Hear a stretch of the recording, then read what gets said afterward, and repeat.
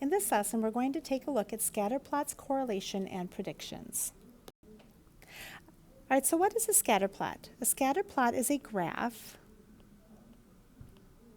with points plotted that show a correlation between two sets of data. Another word for correlation is a relationship between the two sets of data. All right, example number 1, how do I determine the correlation in a scatter plot? Remember, the correlation is a relationship that you have there. I want you to notice that we have relationships or correlations going on here, but they're not going to be in a straight line for a scatter plot. But if you notice for the first example that we are from left to right, we're going up.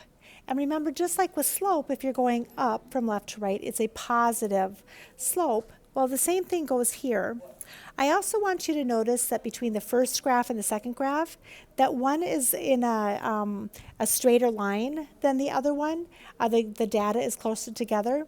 So for the first one, this is going to be a strong, and so that we, let's just abbreviate these so that it doesn't take us so long to write them. So we've got a strong positive relationship for the first one.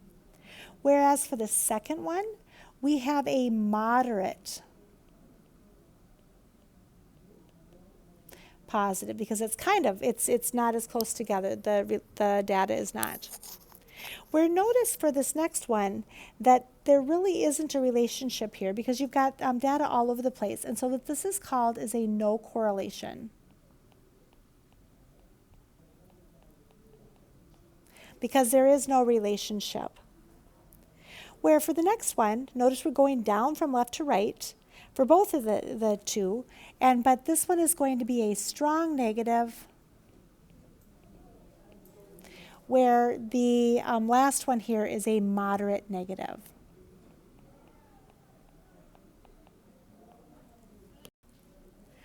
All right, example number 2, how do I identify the line of best fit? And we're going to plot the data and then draw the line of best fit. What it looks like we have here for this scatter plot is it's got the number of hours spent studying, and then it would be a test score. And so we're looking at, for the first one right here, remember we've got the X and we've got a Y. So we're walking to the elevator and then going up and down. And there's a decimal right here. I don't know how clear it is on your paper, but you have 2.5.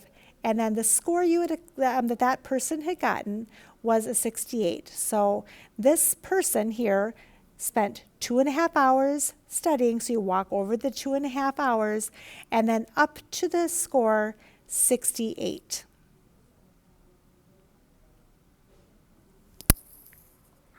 And for the next one, for the second point we have right here, this person, they studied a half an hour and they scored a 95 on their test. So we went over a half hour and scored 95. For our next one, we have a person that studied for 4 hours and they scored a 98. So we walk over to the 4 and go up to the 98. Now, what I would like for you to do is to pause the video and for you to then graph the rest of these coordinates on your graph. All right, so after you're done graphing, your graph should look similar to this right here. Notice that the points are not in a straight line, but they are going up in a positive manner. Now, we want to determine the line of best fit. The line of best fit is then going to be a straight line that goes that follows your data. And so as we graph the line of best fit, we want to try to get as many points as we can going through the line, and in this case we didn't have very many. And then we want to have about the same amount of points that are above the line and that are below the line. All right, so now that we have the line of best fit, let's go ahead and take a look at what correlation is between the number of hours spent studying and the test score. Notice that our line, or the points on this that have been plotted for the scatter plot, are moving in a positive direction. So it is a positive correlation. But then we can also say, notice that as the number of hours are spent studying increases, or the more hours that you have spent studying, notice that we have a higher test score. So we could say the more hours studied,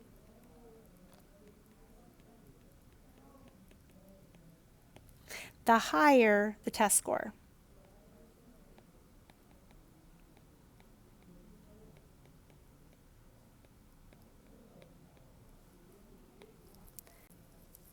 So now we're going to identify any outliers. You may have learned last year that an outlier is a piece of data that sets itself apart from the rest of the data. So it could either be really a lot bigger or a lot smaller than the other data that we've been referring to. So notice right here that this point right here is setting itself apart from the rest of the data. And so this person had studied for I think it was a half an hour, and they scored a 95 on their test. And so this right here is an outlier, because other people, if you come down here and somebody that had studied if you looked at the line of best fit, that you would expect a person that had studied for a half an hour to probably score right around like a 45 on their test. But this person scored a 95, and that makes that the outlier. Now it says, based on the line of best fit, determine what score you would expect if you studied for 2 hours. So let's go ahead and take a look at somebody that went 2 hours. We're just going to walk over to the 2. Now, a person that studied for about 2 hours, you would expect for them to score then probably around, let's say, maybe 70, maybe about 70, maybe to 70, let's say maybe 75. Somewhere in there. And again, this is like an about, or what you'd expect, just based on that line of best fit as you're seeing the trend in the data. All right, so for question number 2, it says, what is the correlation between the number of hours spent babysitting and the amount of money earned? So taking a look at this, we could write a line of best fit, and it would probably come someplace right around in here.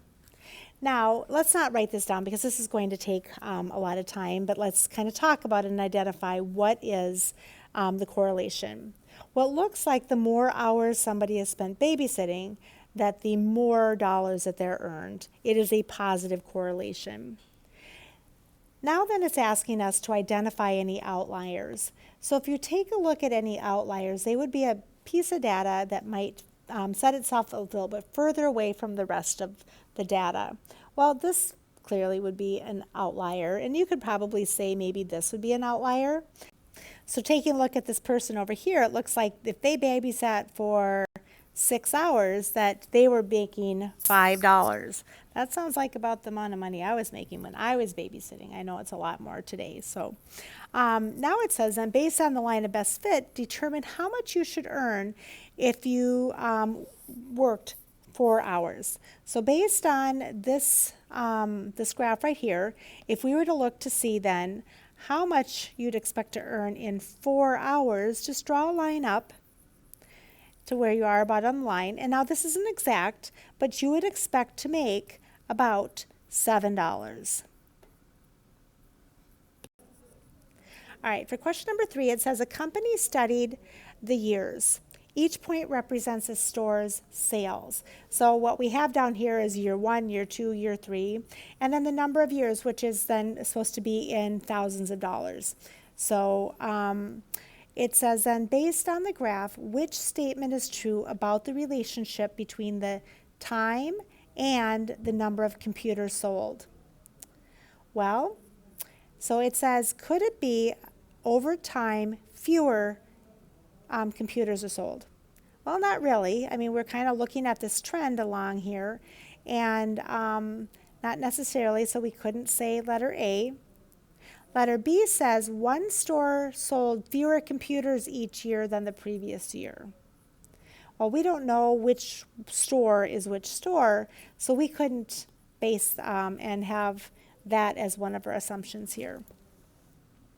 For letter C, it says more computers were sold in year 1 than in year 4. So in year 1, it looks like we have 3 here. And in year 4, it also looks like there were 3 computers sold. And so, nope, it doesn't look like that would be an assumption we could make. Now, letter D says the number of computers sold over time did not change consistently. So if you take a look here, it looks like there's just really not much of a correlation in our sales, that we couldn't really even say if it's a positive or a negative correlation. And so D would be our best answer for this, this question. All right, question number 4 says, a sports writer used the results of the 2000 Summer Olympics to make predictions about future Olympics. So let's go ahead, and this looks like we could have a kind of a clear line of best fit. All right, so let's take a look at which prediction is reasonable. So it says 160 male lifter will lift between 950 to 1,000 pounds. So let's take a look. We've got a 160 pound lifter, and it's saying between 950 and 1,000 pounds. So those would be kind of like up here. So no, it cannot be letter A. All right, a male lifter who lifts 925 pounds will weigh between 200 and 240 pounds. So let's take a look here then, and maybe we should erase this stuff right here. All right, let's get rid of that. All right, so 950 pounds, so we're going to then start right here, and so we would expect them to weigh, it says between 200 and 240 pounds. Well, that sounds about right. So let's just double check and make sure that none of these other ones will work. All right, so let's take a look at letter C. It says there'll be 0 male lifters who lift more than 950 pounds. Well, according to what we have on the graph here, you could certainly say that, but could we then identify and say that there would be 0 that would lift more than 950 pounds? We don't know that. Same thing with there will be 0 male lifters that weigh less than 120 pounds. And so that's not a reasonable prediction either. So our best prediction then is that a male lifter who lifts 925 pounds will weigh between 200 and 240 pounds. All right, question number 5, it says the scatter plot shows the distance walked and the amount of money earned by 9 math club members for a fundraiser. All right, so it says, what is the correlation between the distance walked and the amount earned? So obviously we've got a positive correlation here, and if I were to take and draw a line of best fit, it might look something like this. So it looks like the correlation is that the more miles walked,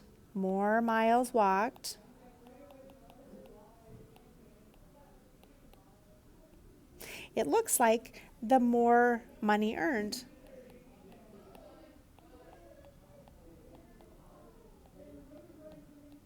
All right, now taking a look, it says use the line of best fit. How much money would the math club member earn by walking 5 miles? So let's go ahead and come over to the 5, which would be between the 4 and the 6, and then we just have to follow it up. Now this isn't going to be exact. It would be about, so I guess we could say what, maybe about 17 or 18, because it's between the 15 and the 20. So we could say, let's just say 17, so that would be about $17. So if somebody walked 5 miles, you'd expect them to make about $17. And then letter C says, based on the line of best fit, determine how far you would have to have walked if you earned $30.